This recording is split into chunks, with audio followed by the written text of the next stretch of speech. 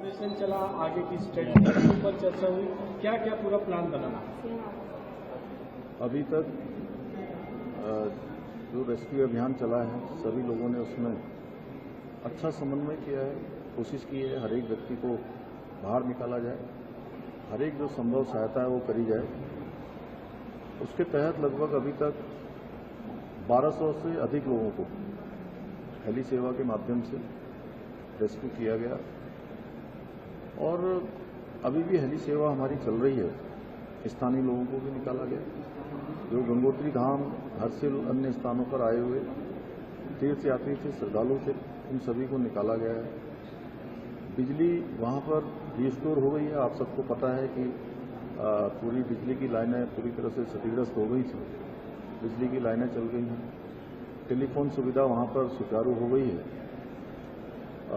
Ration पर्याप्त मात्रा में वहां पहुंच गया है, कपड़े इत्यादि सभी प्रकार की व्यवस्थाएं वहां जो जरूरी हैं सहायता के रूप में वहां पहुंच रही हैं। 5 लाख रुपए की धनराशि का हमने फौरी तौर पर जो तत्काल सहायता होती है उस सहायता को भी जो है हमने जारी किया है कि वहां पर तत्काल लोगों को सहायता मिले। लगभग 107 परिवार हैं, उन सभी को जिनके मकान क्षतिग्रस्त हुए हैं, जिनके कोई लोग उसमें दिवंगत हुए हैं, उन सभी को ये सहायता हम लोग कर रहे हैं। सड़क मार्ग मंगल या बुधवार तक बन जाने की पूरी संभावना है। पहली ब्रिज जो हमारा लिंचा गार्ड है उसके पास, गंगनानी के पास, उसको रिस्टॉल करने की प्रक्रिया चल रही है और वो अंतिम चरण में है। आज रात तक वो शुरू हो जाएगा। कुछ एक पैदल यात्रियों के लिए शुरू हो गया है और गाड़ियों के लिए भी जल्दी शुरू होने वाला है। हमारा हर संभव प्रयास है कि सबको निकाला जाए और हमने सभी अधिकारियों को कहा है कि भवनों के नुकसान के लिए जो एक समिति बनाई है रेवेन्यू सेक्रेटरी के अध्यक्षता में, वो उसका पूरा आकलन करेंगे, क्योंकि इससे पहले इसी प्रकार का हम पुनर्वास का काम जोशीमठ में आई आपदा में भी कर चुके हैं। उसकी तर्ज पर सभी प्रकार का आकलन करेंगे कि कितना नुकसान हुआ है, पशु हानि कितनी हुई है, कृषि की, बागवानी की जो नुकसान हुआ है उसका आकलन करके उसको जो है किया जाए।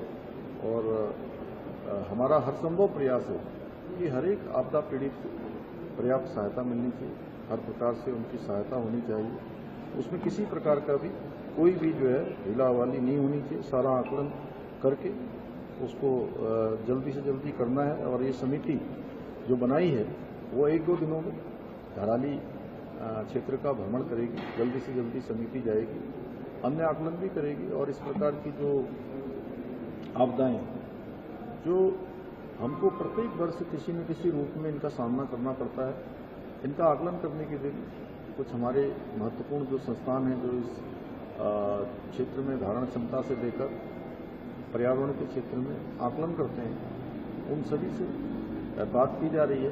वो भी इनका आकलन करेंगे, ग्लेशियरों का भी आकलन करेंगे।